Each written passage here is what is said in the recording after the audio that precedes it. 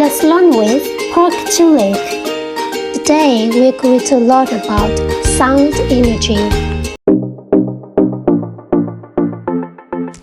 Sound is the movement of energy through a substance like air or water, and it's caused by vibrations. Solids, liquids, and gases transmit sound as waves.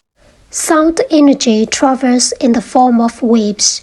Unlike light energy, sound cannot travel through a vacuum because there are no atoms to transmit the vibration. Now let's talk about sound from different resources. Sound sources can be divided into two types, natural and man-made.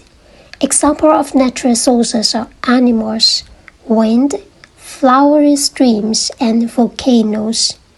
Examples of man-made sources are airplanes, helicopters, road vehicles, trains, explosions, factories, and home appliances such as vacuum cleaners and fans.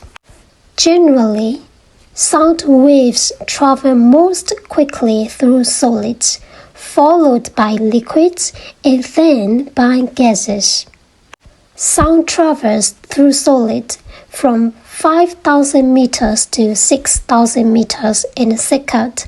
In liquid, sound travels 1,500 meters per second. Sound through in air 340 meters per second. Propagation of sound and medium.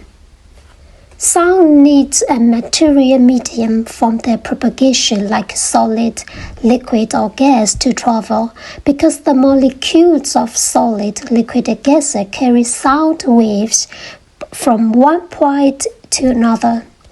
Sound cannot progress through the vacuum because the vacuum has no molecules which can vibrate and carry the sound waves.